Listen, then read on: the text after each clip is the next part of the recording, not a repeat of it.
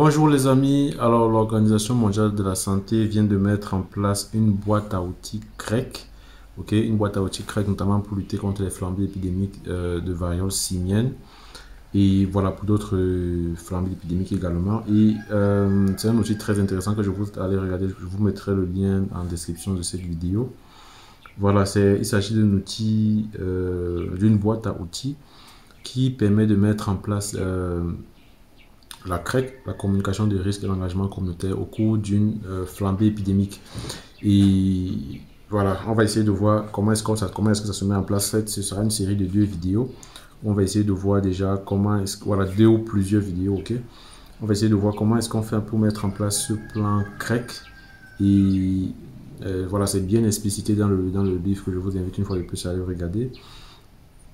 Également, avant de mettre en place un plan CREC, ok, il faudrait avoir une certaine base il faudrait avoir certaines informations, il faudrait collecter certaines données, avoir certaines informations, ok, et pour collecter ces différentes données là, il y a déjà les données, l'utilisation d'un outil qu'on appelle l'outil PESTEL, qu'on va essayer de voir dans cette vidéo.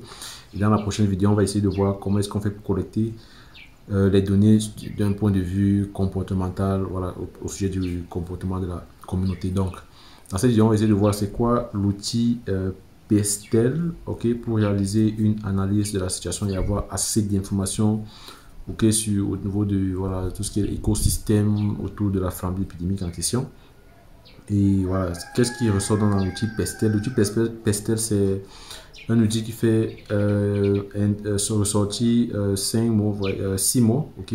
P c'est pour politique, E c'est pour économique, S c'est pour sociologique, T c'est pour technologique, L c'est pour légal et E, ok, c'est pour environnemental. Donc l'outil PESTEL qui est un outil qui fait ressortir tous ces différentes données d'un point de vue multidimensionnel. Donc l'outil dans PESTEL, c'est un cadre qui permet donc d'effectuer l'analyse de la situation et qui permet de bien comprendre les facteurs politiques, les facteurs économiques, les facteurs environnementaux, les facteurs juridiques qui ont une influence sur les mesures de santé publique qui peuvent être mises en place pour lutter contre le problème de santé. Et ça, c'est assez intéressant. Et quelles peuvent être les sources de données sur lesquelles on peut ressortir ces informations? Il y a par exemple les enquêtes sur les collectivités, les études qualitatives qui ont été mises en place, les groupes de discussion et de recherche sur les pratiques, ok. Il y a également les outils dans le cadre du règlement sanitaire international qui a été publié déjà par l'OMS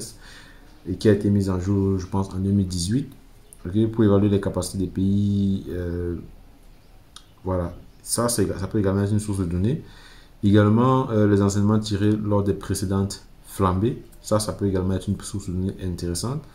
Les revues à comité de lecture, les profils de pays de l'OMS, les bulletins d'information provenant des sources fiables, les sites web gouvernementaux et les publications officielles peuvent également être des sources de données sur lesquelles on pourra voir ça. Alors, lorsqu'on parle par exemple de politique, quelles sont les considérations politiques qu'il faut prendre en compte lorsqu'on fait ce genre d'analyse? Il y a par exemple les politiques nationales et locales, qu'est-ce qui est mis en place au point de vue national et local et qui ont un impact sur la maladie, ok, sur la flambée épidémique, par exemple sur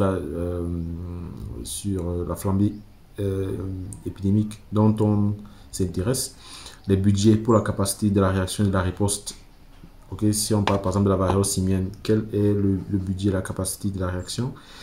Quelles sont les expériences passées du gouvernement avec les flambées de variole simienne et d'autres flambées de maladies infectieuses similaires? Qu'est-ce qui a été fait dans le passé? Quel est le niveau de confiance dans le gouvernement, les partenaires et les autres voix influentes? Ça, c'est les consultations politiques. Quelles sont les activités, les sites de communication publique du gouvernement et des partenaires? Ça également, c'est des éléments à faire ressortir. L'élection à venir ou changement possible des dirigeants. Est-ce qu'il y a une élection à venir ou un changement possible des dirigeants? Par exemple, dans le cas du Cameroun, on sait que l'élection aura lieu en 2025. Donc, ça, c'est les éléments d'ordre politique dont il faut intégrer dans l'analyse de PESTEL. Et également, on s'intéresse aux considérations d'ordre économique. Les considérations d'ordre économique, ici, on parle de quelles sont les capacités des citoyens et des communautés à participer à la voie économique. Quel est par exemple le niveau de revenu par habitant? Quel est le PIB par habitant? Quel est le taux d'emploi? Ok. quelles sont les fournitures de services de santé et accès à des services, y compris le dépistage, la vaccination, le traitement de la variole simienne. Ok. Quel est le revenu des citoyens, comme on a évoqué déjà, la possibilité pour les personnes de s'isoler et en ayant accès à un soutien économique et social. Ça, c'est les éléments qui ressortent dans les considérations d'ordre économique. Aussi, on va intégrer les considérations sociologiques, la dynamique sociale et culturelle et les données démographiques. Okay? Les comportements, les croyances et les habitudes, les religions et les traditions des personnes, l'alphabétisme, les langues et les dialectes qui sont utilisés, les attitudes stigmatisantes ou alors les comportements discriminatoires, en particulier envers les personnes présentant des symptômes et les personnes à risque et les agents de santé. Ça, c'est les éléments d'ordre sociologique qu'on va ressortir. En ce qui concerne les éléments, les caractéristiques, alors les considérations environnementales, on va voir est-ce qu'il y a l'utilisation des terrains forestiers pour l'habitation, la chasse ou d'autres activités. Quelles peuvent être, et voilà, ici on prend l'exemple, si on parle par exemple de la variole simienne, ok. Dans la précédente vidéo, on a essayé de présenter quelle est la variole, c'est quoi la variole simienne, comment est-ce que ça va se transmettre, quelles sont les personnes qui peuvent être à risque et tout. Okay. Quel est le danger et l'impact potentiel du changement climatique, tels que la déforestation, la disparition de l'habitat des animaux. Est-ce qu'il y a des catastrophes naturelles, est-ce qu'il y a des inondations, est-ce qu'il y a des éboulements de terrain, est-ce qu'il y a des tremblements d'été, est-ce qu'il y a la sécheresse qui affecte voilà, la communauté. Quel est le niveau de risque environnemental. Ça, c'est les éléments d'ordre environnemental qu'il faut intégrer lorsqu'on fait l'analyse PESVEL. Ensuite, les considérations technologiques. Quel est le niveau d'information, quel est le niveau d'accès à l'information, est-ce que c'est la presse écrite, est-ce que c'est la radiodiffusion, les médias en ligne, est-ce que quelle est l'utilisation ou alors le taux de pénétration du téléphone mobile, l'utilisation des médias sociaux, la disponibilité de l'accès à Internet, est-ce que les gens ont une habilité à utiliser le numérique, à utiliser les téléphones, quels sont les principaux canaux de communication en ligne, okay? Et maintenant les éléments d'ordre légaux.